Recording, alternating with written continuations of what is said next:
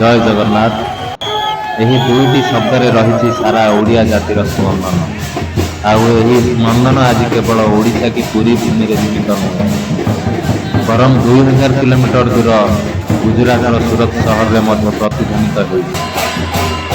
କର୍ମଭୂମି ସୁରତକୁ ନିଜର ଦ୍ୱିତୀୟ ଘର କରିଥିବା ଲକ୍ଷ ଲକ୍ଷ ଓଡ଼ିଆ ପ୍ରବାସୀ ଏକାଠି ହୋଇ ସୃଷ୍ଟି କରିଛନ୍ତି ଏକ ଅପୂର୍ବ ଆଧ୍ୟାତ୍ମିକ ପରିବେଶ।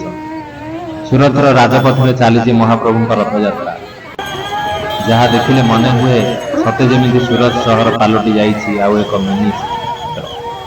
ଆସନ୍ତୁ ସିଧାସଳଖ ଯିବା ସୁରତର ସେହି ଭକ୍ତିମୟ ଉତ୍ସବ ପ୍ରାଙ୍ଗଣ। ଚତୁର୍ଦିଗର ହରିବୋଲ ଆଉ ହୁଳହୁଳିର ଶବ୍ଦ, ତା ସାଙ୍ଗକୁ ଖଞ୍ଜଣି, କରତାଳ ଆଉ ଢୋଲ ମହୁରୀର ତାଳେ ତାଳେ ଝୁମୁଛନ୍ତି ହଜାର ହଜାର ଭକ୍ତ।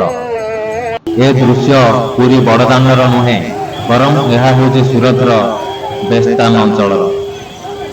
ଗୁଜରାଟର କର୍ମଭୂମିରେ ରହୁଥିବା ଓଡ଼ିଆ ଶ୍ରମିକ ଓ ବ୍ୟବସାୟୀମାନେ ନିଜର ଦୁଃଖ କଷ୍ଟ ଭୁଲି ଆଜି ମହାପ୍ରଭୁଙ୍କ ସେବାରେ ନିଜକୁ ସମର୍ପିତ କରିଦେଇଛନ୍ତି।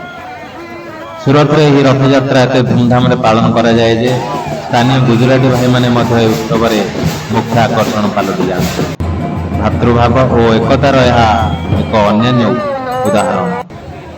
ବାସ୍ତବରେ ଭକ୍ତିର କୌଣସି ସୀମା ନଥାଏ, ଆଉ ଜଗନ୍ନାଥ ସଂସ୍କୃତିର ତାହା ପ୍ରମାଣ କରିଦେଇଛି।